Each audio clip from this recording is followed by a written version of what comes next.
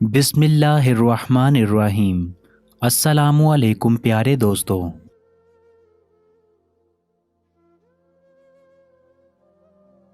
میرا نام سیما ہے اور میں سندھ کے ایک گاؤں دودھا میں رہائش پذیر تھی۔ اس وقت میری عمر 13 سال تھی۔ میرے بھائی کی کریانے کی دکان تھی۔ اماں اور ابا ایک موذی بیماری کے چلتے وفات پا چکے تھے۔ بیماری میرے ابا کو ہوئی تھی، لیکن پرہیز وغیرہ نہ کرنے پر وہ اماں کو بھی لگ گئی، جسے ہماری زبان میں تو سب سانس کی بیماری کہتے تھے، لیکن لوگ اسے ٹی بی کہتے تھے۔ اماں کے بعد گھر میں صرف میں ہی ایک اکیلی بچ گئی تھی، اس لیے بھائی کی شادی کر دی اور بھابھی کے آنے سے گھر میں تھوڑی رونق لگ گئی۔ بھائی بھی فارغ نہیں بیٹھا تھا، اس نے ابا کی کریانے کی دکان سنبھال لی تھی، لیکن اس کے ساتھ اس کا ایک اور بھی عجیب شوق تھا جس سے میں گھبرا جاتی تھی تو کبھی بھائی سے ہی کراہیت محسوس کرتی، لیکن اسے تو کوئی فرق ہی نہیں پڑتا تھا کہ میں کیا سوچتی ہوں۔ بھابھی بھی مجھے ہی کہتی تو ایسے منہ نہ بنایا کر، تیرا بھائی اس معاملے میں ذرا غصے کا تیز ہے، یہ نہ ہو کسی دن تجھ پر غصہ نہ ہو جائے، پھر اس کا ہاتھ قابو میں بھی نہیں آتا۔ بھابھی کی باتیں سن کر مجھے بھی احساس ہوا وہ صحیح ہی کہہ رہی تھی۔ اگر بھائی کو پتہ چلتا تو میری خیر نہیں تھی۔ میں دوبارہ سے اپنے کاموں میں مصروف ہو گئی تھی۔ وقت گزرتے دیر نہیں لگتی، یہی ہمارے ساتھ بھی ہوا تھا۔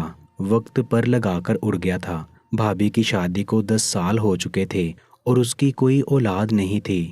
بھابھی تو ہر وقت یہی سوچتی رہتی تھی۔ اس کو اب بھائی کا غصہ دیکھ کر یہ ڈر لاحق ہو گیا تھا کہ کہیں بھائی دوسری شادی نہ کر لے، اس لیے اب وہ سو جتن کرتی کہ کیسے بھی بس امید سے ہو جائے، لیکن اس کا ہر ٹوٹکا ناکام جا رہا تھا اور اس کی امید بھی ٹوٹتی جا رہی تھی۔ لیکن ان سب میں جو عجیب بات تھی وہ یہ تھی کہ بھابھی کو تو اولاد نہیں ہو رہی تھی، لیکن میں نے کیا کیا تھا اس کے ساتھ؟ میرا جو بھی رشتہ آتا اس میں 100 نقص نکال کر منع کر دیتی، اور بھائی کو بھی نہ جانے کیا پٹی پڑھائی تھی، وہ بھی بس اس کی ہی بات سنتا تھا اور مانتا تھا۔ مجھے ان دونوں پر ہی بہت حیرت ہوتی تھی۔ میری عمر 23 ہو گئی تھی اور اگر اور بڑھ جاتی تو مجھے اچھا رشتہ بیچنے ہی ملتا تھا، لیکن یہ بات اب بھابھی اور بھائی کو کون سمجھاتا؟ میں تو ان کے رحم و کرم پر تھی۔ میں نے اب سب کچھ قسمت پر ہی چھوڑ دیا تھا، لیکن بھابھی کی حرکتیں پہلے سے بھی زیادہ عجیب ہو گئی تھی، کیونکہ جیسے ہی میرا بھائی کام پر جاتا تو ہمارے محلے کی بوڑھی دائی ہمارے گھر آ جاتی اور میری بھابھی کے ساتھ پورے 2 گھنٹے کمرے میں بند رہتی۔ میں نے ایک دن یہ دیکھا تو چپ رہی، 2 دن تک بھی چلو ٹھیک تھا، لیکن اب تو یہ سب بھابھی کا معمول ہی بن گیا تھا۔ روز وہ دائی اماں آتی اور کمرے میں بند ہو جاتی اور پورے 2 گھنٹے کے بعد اپنا منہ چھپا کر بغیر کچھ کہے نکل جاتی۔ میری تو حیرت کی انتہا نہیں رہتی تھی۔ میں سوچتی رہتی تھی آخر وہ کرتی کیا ہے ایسا کمرے میں جس کی وجہ سے مجھے اپنے آس پاس بھی بھٹکنے نہیں دیتی تھی؟ آخر کب تک چھپا سکتی تھی؟ ایک دن تو راز سامنے آنا ہی تھا۔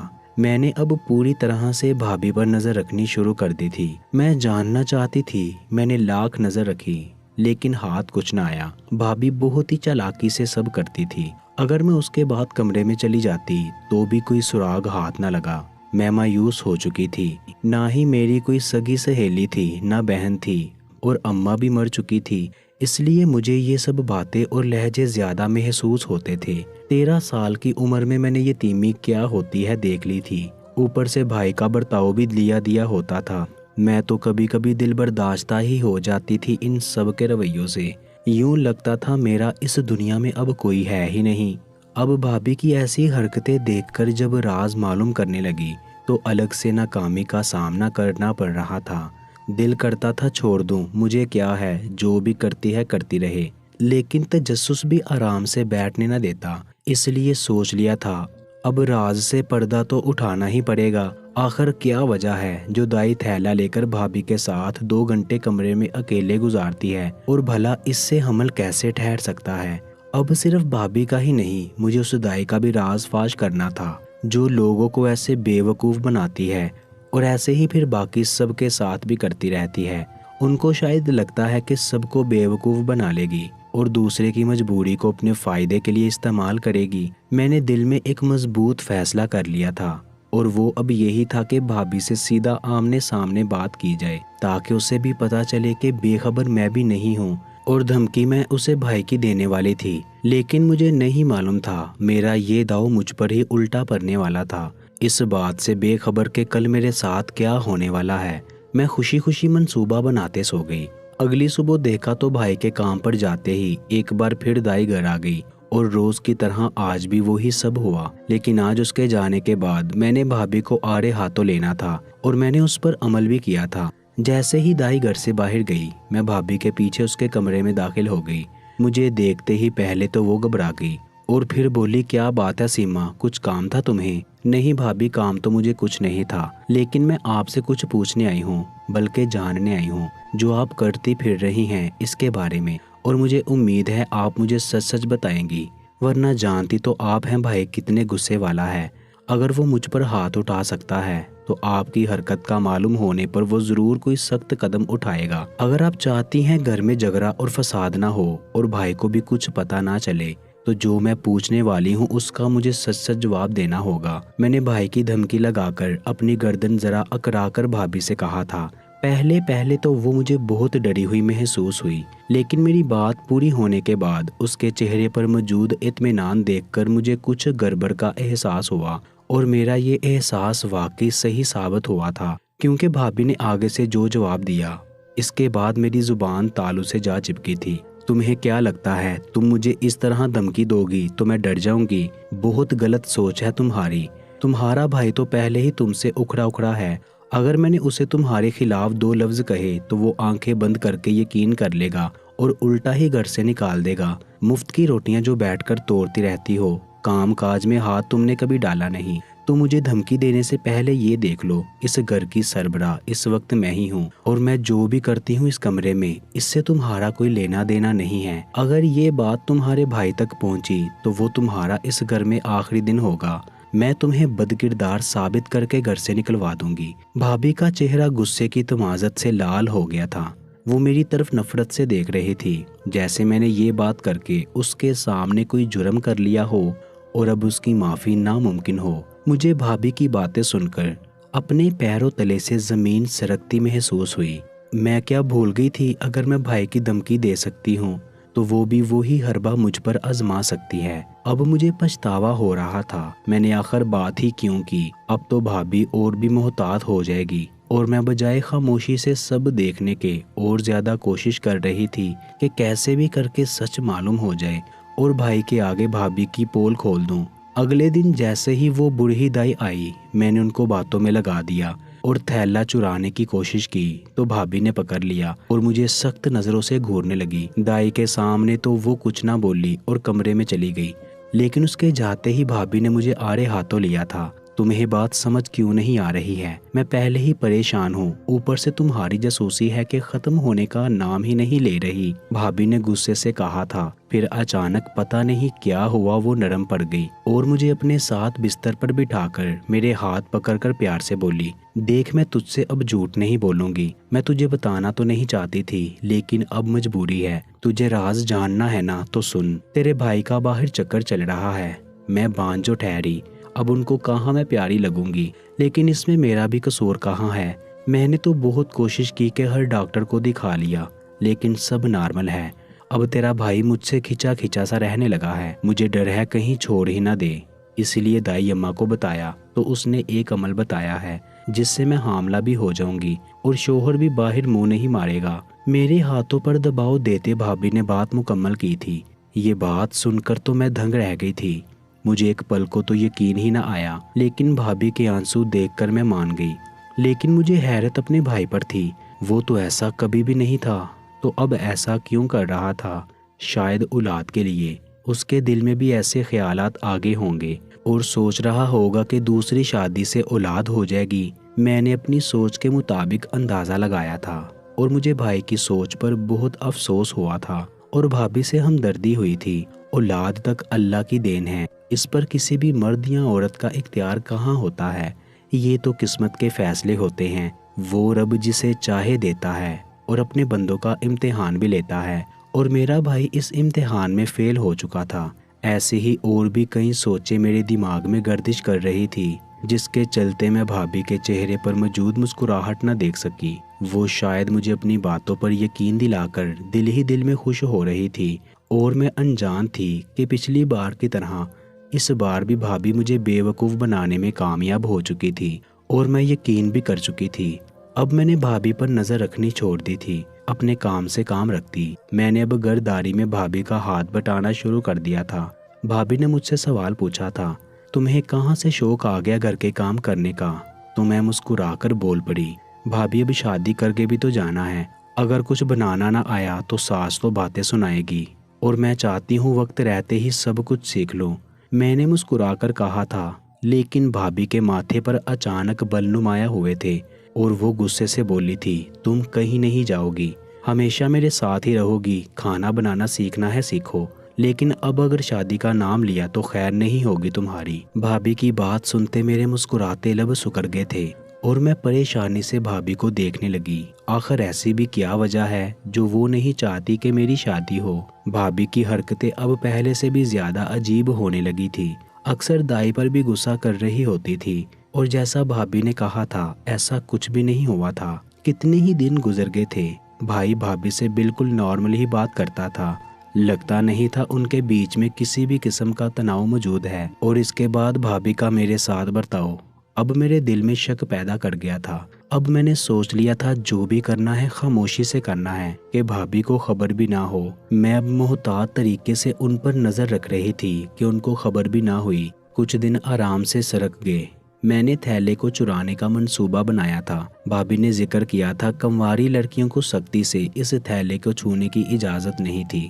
ایک روز راز جاننے کے لیے چپکے سے بھائی کے کپڑے پہن کر تھیلا اٹھا کر اپنے کمرے میں لے آئی۔ میں نے اچھے طریقے سے دروازہ بند کیا اور جو ہی تھیلے میں ہاتھ ڈالا تو مجھ پر بے ہوشی چھا گئی۔ اس کے بعد میرے ساتھ کیا ہوا مجھے کچھ خبر نہ ہوئی، اور جب مجھے ہوش آیا تو میں بھابھی کے بیڈ پر لیٹی تھی۔ بھابھی مجھے حقارت سے دیکھ رہی تھی، لیکن بھائی خاموش بیٹھا ہوا تھا۔ جب مجھے ہوش میں آتے دیکھا تو بھائی فوراً میری طرف بڑھا تھا۔ تو ٹھیک ہے، طبیعت کیسی ہے اب؟ بھائی فکر مندی سے بولا تھا۔ میں ٹھیک ہوں بھائی، بس چکر آ گیا تھا شاید۔ میری اس بات پر بھابھی نے طنزیہ نظروں سے اوپر سے نیچے تک میرا جائزہ لیا تھا۔ تھوڑی دیر بعد بھائی کمرے سے چلا گیا تو بھابھی میرے پاس آئی تھی اور بولی تھی، کس کا گناہ لے کر گھوم رہی ہے تو اپنے پیٹ میں؟ بھابھی کی بات سنتے میرا رنگ فک ہو گیا تھا اور بولی، بھابھی کیسی باتیں کر رہی ہو، مجھ پر یوں الزام تو نہ لگاؤ۔ میں نے تڑپ کر کہا تھا، لیکن بھابھی خاموش نہیں ہوئی تھی۔ تم کسی اور کا ناجائز گناہ اپنی کوکھ میں لے کر گھوم سکتی ہو، اور اگر میں سوال پوچھ لوں تو غلط ہوگی۔ واہ، اب چپ چاپ مجھے سچ سچ بتا دو ورنہ اچھا نہیں ہوگا۔ بھابھی غصے سے بولی تھی۔ میں اسے کیا کہتی، میرے پاس تو بولنے کے لیے کچھ بھی نہیں تھا، اس لیے خاموش ہی رہی۔ دیکھ سیما، تیرے بھائی کو میں نے ابھی کچھ نہیں بتایا، اگر اسے پتہ لگ گیا تو وہ تجھے قتل کر دے گا۔ تو سچ بتا دے، مجھے کیا پتا، میں تیری مدد کر دوں۔ مجھے بھابھی کی کسی بات پر یقین نہیں تھا، وہ پہلے بھی مجھ سے کئی جھوٹ بول چکی تھی، میں اب کیسے اس پر یقین کر لیتی، اس لیے چپ ہی رہی۔ میں جا رہی ہوں، تو سوچ لے ایک بار، میں صبح تجھ سے دوبارہ پوچھوں گی، اگر تو نے سچ نہ بتایا تو تیرے بھائی کو سب بتا دوں گی، پھر وہ جانے اور تو جانے۔ بھابھی مجھے دھمکی دے کر کمرے سے چلی گئی۔ مجھے خود کچھ بھی سمجھ نہیں آ رہا تھا کہ میں کیا کروں اور کیا کہوں۔ میرے ذہن میں ایک ترکیب آئی تھی، میں نے سوچا نہ اس کے ذریعے ہی سچ معلوم کر لوں۔ اگلے روز جب بھائی کام پر گیا تو حیرت انگیز طور پر آج وہ بوڑھی دائی ہمارے گھر نہیں آئی تھی، بلکہ بھابھی میرے کمرے میں آئی تھی اور بولی، بتا دے کیا سوچا ہے پھر تو نے؟ میں نے ایک نظر بھابھی کو دیکھا تھا اور بولی تھی، پہلے مجھے اپنا سچ بتا دو، میں بھی سب بتا دوں گی۔ میں نے بہت ہوشیاری سے کہا تھا، لیکن بھابھی میری بات سن کر ہنس پڑی تھی۔ یہ رپورٹ دیکھ رہی ہو میرے ہاتھ میں، یہ کل تمہارا بھائی جس ڈاکٹر کو لایا تھا اس نے دی ہے۔ اس میں صاف صاف لکھا ہے کہ اس کی کنواری بہن ماں بننے والی ہے، وہ بھی ایک نہیں دو بچوں کی ماں۔ بھابھی نے مجھ پر ایک نیا انکشاف کیا تھا۔ میں نے حیرانگی سے بھابھی کی طرف دیکھا، اس کے چہرے پر اطمینان جس کا صاف مطلب تھا کہ یہ سب سچ ہے۔ میں تو اس بات سے حیران ہوں، تم نے تھیلے میں ہاتھ ڈالا اور تم حاملہ ہو گئی، کیا ایسا ممکن ہے جبکہ تم ہو بھی غیر شادی شدہ؟ اس بات پر کم سے کم تمہارا بھائی تو یقین نہیں کرے گا، جبکہ مجھے پورا یقین ہے اس بات پر کہ تمہارا کسی کے ساتھ چکر چل رہا ہے۔ اگر نہیں چاہتی کہ ہماری عزت کا جنازہ نکلے تو سچ سچ بتا دو، تاکہ جس کا گناہ ہے اس کو ہی دے دیا جائے اور تمہیں بھی اس کے ساتھ دفع کیا جائے۔ بھابھی نے حقارت سے کہا تھا۔ میں بھابھی کی باتیں سن کر کافی ڈر گئی تھی۔ اگر بھائی کو پتا چلتا تو کسی کو منہ دکھانے کے قابل نہ رہتی، اس لیے میں بھابھی سے بولی تھی، بھابھی کسی کو نہ بتانا، تو میری شادی کروا دے، میں وعدہ کرتی ہوں ایک بچہ تجھے دے دوں گی۔ میری بات سن کر پہلے تو بھابھی نہ کرنے لگی، لیکن پھر تھوڑی تگو دو کے بعد مان گئی۔ لیکن اس سے پہلے اس نے مجھے صاف صاف کہا تھا کہ میں اسے سچ سے آگاہی دوں۔ میں نے بھی حامی بھر لی اور بولی، اماں ابا کے مرنے کے بعد بھائی نے تو شادی کر لی تھی اور گھر میں بھابھی کے طور پر آپ کو لا کر جیسے بھائی نے مجھ پر احسان کر دیا تھا، وہ تو جیسے مجھے بھول ہی گیا تھا۔ لیکن خیر، آپ کے ساتھ رہتے رہتے مجھے بھی عادت ہو گئی تھی، لیکن بھائی کی کمی شدت سے محسوس ہوتی تھی۔ وہ تو کام میں ایسا مصروف ہوا کہ گھر آنے کے بعد بھی پلٹ کر حال احوال بھی نہ پوچھتا، بالکل لاپرواہ سا ہو کر رہ گیا تھا۔ دن ایسے ہی گزرتے گئے اور مہینوں کے بعد سالوں کی شکل اختیار کر گئے۔ شروع میں آپ بھی میرا بہت خیال کرتی تھی، کبھی اکیلا نہ چھوڑتی تھی، لیکن پھر جب کچھ سالوں تک آپ کو اولاد نہ ہوئی تو آپ کا دھیان مجھ سے ہٹ کر اس طرف چلا گیا۔ اب میں گھر ہونے کے باوجود بھی نہ ہونے کے برابر تھی۔ میری موجودگی بھی آپ لوگوں کو زیادہ توجہ نہ کر پائی، لیکن ایک بات سے میں بہت حیران تھی، کیونکہ آپ نہیں چاہتی تھی کہ میری شادی ہو، اور میں نہ سمجھ اس وقت نہیں جانتی تھی کہ اس کے پیچھے آپ کا کیا مقصد ہے۔ مجھے بس یہی لگتا تھا آپ میری شادی نہیں ہونے دیں گی، اور تب وہ ہوا جس کا کبھی سوچا بھی نہ تھا۔ پھر تو جیسے میری زندگی میں بھی بہار آ گئی۔ اس نے مجھے باہر گلی کی نکڑ پر دیکھا تھا، تب سے یہ سلسلہ چل پڑا تھا۔ تو شروع میں بہت خوفزدہ رہتی تھی، لیکن پھر آپ سب کا مجھ پر دھیان نہ دینا مجھے اس کے قریب لے گیا۔ وہ پاس کے گاؤں کا تھا، نام علی تھا۔ تب ہم دونوں نے چپکے سے نکاح کر لیا تھا۔ کچھ دن تو میں گھر میں ہی بند رہی تھی، لیکن تب مجھے احساس ہوا آپ دونوں کو تو میرا احساس پہلے بھی نہیں تھا، اب کیسے ممکن تھا کہ آپ کو پتہ چل جاتا۔ اس لیے میری ہمت اور بڑھ گئی۔ میں اکثر ڈر جاتی تھی، اگر بھائیاں آپ کو بھلک بھی پڑ جاتی تو نہ جانے آپ دونوں میرے ساتھ کیا کرتے۔ اس لیے آج تک مجھ میں ہمت نہ ہوئی کہ آپ دونوں کو سچ بتا دیتی۔ آج میرے نکاح کو 3 سال ہو چکے ہیں۔ میں نے اپنی بات ختم کی تو بھابھی افسوس سے میری طرف دیکھنے لگی۔ ہم سے واقعی کوتاہی ہوئی ہے، تمہاری شادی نہ کرنے کے پیچھے بھی میری ایک وجہ تھی۔ آج مجھے افسوس ہو رہا ہے، مجھے تمہیں سب بتا دینا چاہیے تھا، لیکن میں انجان تھی تمہاری شادی والی بات سے۔ مجھے لگا تھا تم کنواری ہو اور یہ سب باتیں تمہارے سامنے کرنا اچھا نہیں۔ اپنی جگہ تو میں نے بالکل صحیح کیا تھا۔ میں نے جب ہر طرح سے کوشش کر لی اور امید سے نہ ہو سکی تو دن رات سوچنے کی وجہ سے میرے ذہن میں منفی خیالات پیدا ہونے لگے، جس کی وجہ سے اکثر تمہارے بھائی کے ساتھ بھی جھگڑے ہونے لگے۔ میں ان سب سے بہت پریشان ہو چکی تھی۔ تب ایک روز دائی ماسی مجھے سبزی لیتے ہوئے ملی تھی۔ جب ان کے سامنے ذکر کیا تو انہوں نے ایک ہی حل بتایا، جسے ماننے کے علاوہ کوئی چارہ نہیں تھا۔ مجھے کسی بھی حال میں بچہ چاہیے تھا، اس کے لیے میں کچھ بھی کرنے کو تیار تھی۔ تب انہوں نے مجھے وہ عمل کرنے کا کہا۔ وہ روز آتی تھی اور تھیلے کو کسی کو بھی ہاتھ لگانے سے منع کرتی۔ گھر میں صرف تم تھی، اس لیے میں نے کہہ دیا کنواری لڑکیاں تھیلے کو نہیں چھو سکتی۔ تمہیں پھر بھی مجھ پر شک رہا۔ میں نے پہلے ڈرا کر بھی دیکھ لیا، لیکن تم باز نہ آئی، تو میں نے دکھ کی داستان بیان کر کے جھوٹ بولا کہ میرے میاں کا باہر چکر ہے، جبکہ ایسا کچھ نہیں تھا۔ بھابھی نے اپنی پوری بات بتائی تو وہ مجھے کہیں سے بھی غلط نہ لگی۔ لیکن بھابھی، میں نے جو تھیلے میں آج دیکھا تھا، اب جانتی ہو نا وہ بھائی کے لیے کتنا ضروری ہے، پھر بھی دے دیا۔ ہاں میں جانتی ہوں، وہ ناگ بغیر زہر کا ہے جسے تیرے بھائی نے بہت پیار سے پالا تھا، لیکن دائی نے کہا تھا کوئی پیاری چیز دینی ہوگی تبھی عمل کام کرے گا، اور میرے لیے بچے سے زیادہ کچھ بھی ضروری نہیں تھا، اس لیے میں نے تمہارے بھائی کا پالتو سانپ اسے دے دیا۔ مجھے معاف کر دیں بھابھی، میں نے آپ کو غلط سمجھا اور آپ دونوں سے چھپا کر یہ غلطی کر بیٹھی۔ بھائی کو پتا چلا تو وہ مجھے زندہ نہیں چھوڑیں گے۔ میری بات سن کر بھابھی نے مجھے دلاسا دیا تھا۔ پھر اس دن کے بعد سے بھابھی میرا بہت خیال رکھنے لگی تھی۔ وہ ایسے خوش تھی جیسے میں نہیں بلکہ وہ خود امید سے ہے۔ میرے کھانے پینے کا خاص خیال رکھتی تھی۔ روز سونے سے پہلے میرے نہ کرنے کے باوجود بھی مجھے زبردستی دودھ کا گلاس پلاتی تھی۔ میرا دل تو ویسے ہی گھبرا جاتا تھا۔ مجھے سمجھاتی تھی پہلی بار ہے تو ایسا ہوتا ہے۔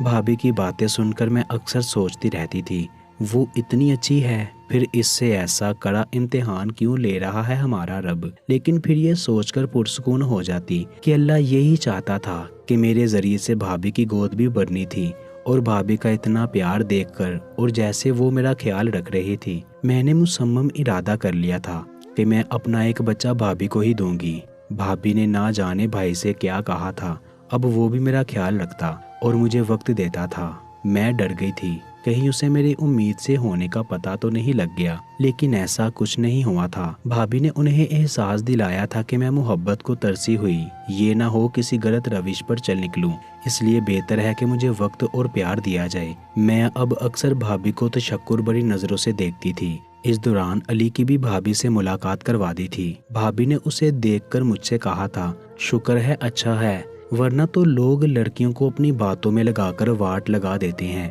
और उनकी जिंदगी बर्बाद कर देते हैं। मुझे भाभी की बात सही लगी थी और मैं अपने रब का जितना शुक्र करती कम था, जिसने मुझे किसी भारी नुकसान से बचा लिया था। और भाभी जिसे मैं समझती थी उसको मेरी फिक्र नहीं, अब वही मेरे लिए आसानियां पैदा कर रही थी, सोच समझकर हर काम कर रही थी ताकि मेरी ज़ात पर कोई सवाल न आए। अली की अम्मा रिश्ता लेकर आई थी, उनको सब खबर थी मेरे और अली के बारे में। उसने अपनी अम्मी को समझा दिया था। उनके घर में भी किसी की औलाद नहीं हुई थी, इसलिए उसकी माँ ने कोई एतराज़ नहीं उठाया था। इसके बाद पता नहीं भाई को क्या कहा कि वो शादी के लिए राज़ी हो गया।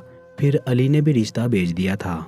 जल्दी सारे मामला तय पाए थे और मैं शादी करके चली गई थी। भाई आज तक मेरे सच से अनजान है। भाभी ने सच छुपाकर भाई के सामने मेरी इज्जत रख ली थी, वरना मैं जिंदगी में कभी उसे मुंह न दिखा पाती। और आज भाभी की समझदारी और सही वक्त पर सही फैसला लेने की वजह से आज मैं अपने घर में खुश हूँ। मुझे जुड़वा बच्चे हुए थे, जिसमें से एक बच्चा मैंने भाभी को दे दिया था और कहा था औलाद अल्लाह की देन है। ऐसे अमल करवाकर लोग सिर्फ आपको बेवकूफ़ बनाते हैं और आपकी मजबूरी का फ़ायदा उठाकर आपसे पैसे बटोरते हैं। इसलिए ऐसी बातों पर यकीन करने से पहले हमें 100 बार सोचना चाहिए। उन पर अमल करते हुए कई लोग जानी और माली नुकसान का सामना करते हैं, तो एहतियात बरतना बेहद ज़रूरी है। क्या भाभी ने दाई के साथ मिलकर जो भी अमल किया वो सही था? इसके बावजूद उसे औलाद ना हो सकी थी। क्या मैंने छुपकर शादी करके गलत किया? मुझे भाई भाभी को बता देना चाहिए था पहले ही। मज़ीद ऐसी कहानियों के लिए हमारे चैनल को सब्सक्राइब कर लीजिएगा, क्योंकि इस चैनल पे ऐसी ही कहानियाँ मिलती रहेंगी। आपके कीमती वक़्त का बहुत बहुत शुक्रिया। कहानी अच्छी लगी है तो इसको लाइक और शेयर ज़रूर कर दीजिएगा। मिलते हैं एक नई कहानी के साथ। मुझे दीजिए इजाज़त। अल्लाह निगहबान।